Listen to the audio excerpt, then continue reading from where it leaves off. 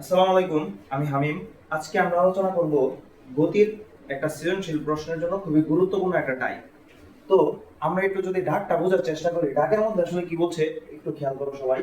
তোমাকে বলছে যে 200 গ্রাম ভরের একটা ক্রিকেট বলকে, অর্থাৎ 200 গ্রাম ভরের একটা ক্রিকেট বলকে 20 মিটার পার সেকেন্ড বেগে খাড়া উপরের দিকে নিক্ষেপ করা হবে। তাহলে আমরা ঘটনাটা একটু চিন্তা করি।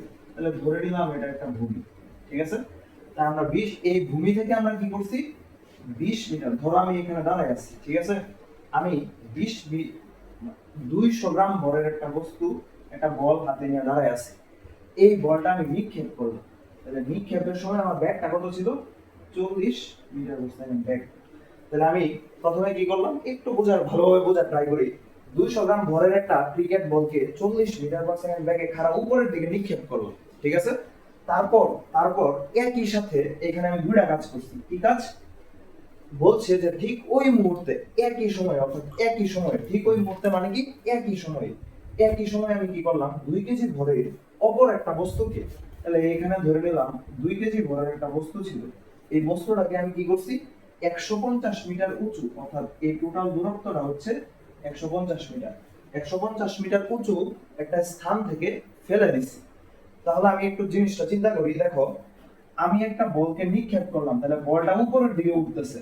আর একটা বলকে আমি উপর থেকে, একটা বস্তুকে আমি ফেলে দিছি, তার মানে এটা উপর থেকে নিচের দিকে নামতেছে। এখন আমাকে তারা বলছে কি, যে ভূপৃষ্ঠ থেকে কত উচ্চতায় বস্তু এটা মিলিত হবে। আমি ধরে নিলাম বস্তুটা এই যে বিন্দুটাতে বা এই জায়গাটাতে আমি ধরে নিলাম তারা মিলিত হয়েছে। তাহলে এই জায়গাটা আমাকে বলছে ভূপৃষ্ঠ থেকে কত উচ্চতায়। তাহলে এটা যদি ভূপৃষ্ঠ হয়ে থাকে, তাহলে এইখান থেকে এই উচ্চতাটা আমি ধরে নিলাম h। বুঝতে পেরেছি? এইখান থেকে যদি আমি এই উচ্চতাটা h ধরে নেই, তাহলে আমার এই যে বাকি যে উচ্চতাটা আছে, এই বাকি উচ্চতাটা কত হবে, টোটাল উচ্চতা থেকে যদি আমি h টা বাদ দিয়ে দিই, তাহলে তো আমি বাকি উচ্চতাটা পেয়ে যাব, অর্থাৎ 150 মাইনাস h। আচ্ছা, এখন আমি দেখব কি, আমাকে বের করতে বলছে কি, কত উচ্চতায় বস্তু দুটি মিলিত হবে, অর্থাৎ আমাকে এইচ এর মানটা বের করতে বলছে। তো আমি অঙ্কটাতে চলে যাই। প্রথমে আমি কি করব, নিক্ষিপ্ত বস্তু, তাহলে আমি লিখলাম যে নিক্ষিপ্ত বস্তুটির জন্য। তাহলে নিক্ষিপ্ত বস্তুটার জন্য ঘটনা কি হচ্ছে, নিক্ষিপ্ত বস্তু আমরা জানি পরন্ত বস্তুর জন্য সূত্র কি, h equal to UT plus half GT square, ঠিক আছে। পরন্ত বস্তুর জন্য আমি সূত্র জানি এটা। তাহলে পরন্ত বস্তু মানে কি, উপর দিক থেকে নিচের দিকে নামতেছে। তো আমাকে বলছে যে নিক্ষিপ্ত বস্তু, তাহলে নিক্ষিপ্ত বস্তু মানে কি, নিচ থেকে উপরে মারতেছি, অর্থাৎ আমি অভিকর্ষ ত্বরণের বিপরীতে ক্রিয়া করতেছি, উল্টা দিকে। তাহলে যেহেতু আমি উল্টা দিকে ক্রিয়া করতেছি, তাহলে প্লাস চিহ্নের বদলে আমরা নিয়ে নিব কি, মাইনাস। জাস্ট এটুকুই পরিবর্তন, আর কোনো পরিবর্তন নাই। তাহলে আমরা এই সূত্রটা অ্যাপ্লাই করে দিই। তাহলে h equal to UT minus half GT square. আচ্ছা, এই সূত্রটা আমি কার জন্য বললাম, পরম নিক্ষিপ্ত বস্তু। তাহলে নিক্ষিপ্ত বস্তু যেটা ছিল তার ব্যাগটা কত ছিল, 40। তাহলে আমি বসাই দিই। তাহলে নিক্ষিপ্ত বস্তু উচ্চতা তো আমি h ধরেই নিছি। তাহলে তোমরা প্রথমে এই কথাটা লিখে নিবা যে ধরি বস্তু দুটি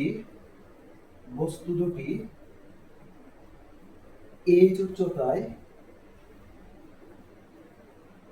মিলিত হবে। এই কথাটা আমরা প্রথমে লিখে নিব, ঠিক আছে। তাহলে লিখে নেওয়ার পর আমরা নিক্ষিপ্ত বস্তুর জন্য, তাহলে নিক্ষিপ্ত বস্তুর জন্য আমি কি পাচ্ছি, h equal to UT minus half GT square. তাহলে আমি বসাই দিই মানগুলো। h ইকুয়াল টু ইউ, আদি বেগ কত ছিল, 40। তাহলে 40 টি মাইনাস হাফ জি এর মান হচ্ছে 9.8 ইনটু টি স্কয়ার। তাহলে h ইকুয়াল টু 40 টি মাইনাস, এটা ধরে এটা ভাগ করলাম, 4.9 টি স্কয়ার। আমি এটাকে এক নাম্বার একটা সমীকরণ ধরে নিলাম, ঠিক আছে। তারপর আমার কি আছে, পরন্ত বস্তু। তাহলে পরন্ত বস্তুর জন্য, আচ্ছা, তাহলে পরন্ত বস্তুটা যেহেতু উপর থেকে পড়তেছে, তাহলে আমরা তার জন্য একটা হিসাব নিয়ে আসি, h এর হিসাবটা করি। তাহলে যেহেতু পরন্ত বস্তু, তাহলে সূত্র কি, h equal to UT plus half GT square. আচ্ছা, তো আমরা একটা জিনিস খেয়াল করি ভালোভাবে। দেখো, পরন্ত বস্তুটা যে আছে, এই পরন্ত বস্তুর উচ্চতাটা কতটুকু, এইটুকু না, অর্থাৎ বস্তুটা নামছে কতটুকু, এইটুকু উচ্চতা কত, 150 মাইনাস h। তাহলে আমি h এর মানটা বসাই দিই। 150 মাইনাস এইচ। যেহেতু পরন্ত বস্তু, তার মানে এই বস্তুটা তো আদি অবস্থায় স্থির ছিল, তাহলে আমি আদি বেগটা 0 বসিয়ে দিলাম। আদি বেগ 0 মানে এই টোটালটা 0। তো আমি তার মানটা বসিয়ে দিই, তাহলে হাফ জিটি স্কয়ার অর্থাৎ জি মানে হচ্ছে 9.8, 9.8 কে 2 দ্বারা ভাগ করা হবে 4.9, তাহলে 4.90 স্কয়ার। তো আমি 4.90 স্কয়ার এইটুকের ভ্যালু, এটাকে আমি 2 নম্বর সমীকরণ দিয়ে দিলাম। তো দেখো আমি হচ্ছে 4.90 স্কয়ার এইটুকের ভ্যালুটা পেয়ে গেছি। এখন আমি এক কাজ করি, এইটুকের ভ্যালুটা এদিকে বসাই দিই। এই ভ্যালুটা আমি যদি বসাই দিই তাহলে কি হচ্ছে দেখো, যে আমি কি করব, 2 নঙে যে মানটা আমি পাইছি এই মানটা নিয়ে আমি 1 নঙে জাস্ট বসাই দিব, আর কিছুই না। তাহলে 1 নং হতে, তাহলে আমি এখানে লিখলাম 1 নং হতে। তাহলে 1 নং হতে আমি কি পাইছিলাম, h ইকুয়াল টু 40টি। দেখো 4.90 স্কয়ার, এখানেও আছে কি 4.90 স্কয়ার, তাহলে এইটুকের পরিবর্তে আমি কত বসাতে পারি, 150 মাইনাস h। তাহলে 4.90 স্কয়ারের পরিবর্তে আমি কি বসাই দিতে পারি, 150 মাইনাস h। তাহলে আমি বসাই দিলাম। দেখো h ইকুয়াল টু, তাহলে আমি লিখতে পারি 40টি মাইনাস 150, মাইনাসে মাইনাসে মিলে কত, প্লাস h। আচ্ছা এখন দেখো আমি এই প্লাস h টাকে যদি এই পাশে নিয়ে আসি তাহলে মাইনাস h হয়ে যাবে। তাহলে প্লাস h মাইনাস h আমি কেটে দিলাম। তাহলে আমার থাকতেছে কত, এই মাইনাস 150 টাকে এদিকে নিয়ে আসলাম, প্লাসের 150 এদিকে থাকলো কত, 40টি। দেখো ভাইয়া t এর মানটা কিন্তু আমি অলরেডি পেয়ে গেছি, কত, 150 ডিভাইডেড বাই 40, অর্থাৎ তো আমরা হচ্ছে এখান থেকে t এর মানটা পেয়ে যাব। তো t এর মানটা যদি আমি পেয়ে যাই, t এর মানটা নিয়ে এখানে যদি আমি বসাই দেই তাহলে তো আমি h এর মান পেয়ে যাচ্ছি।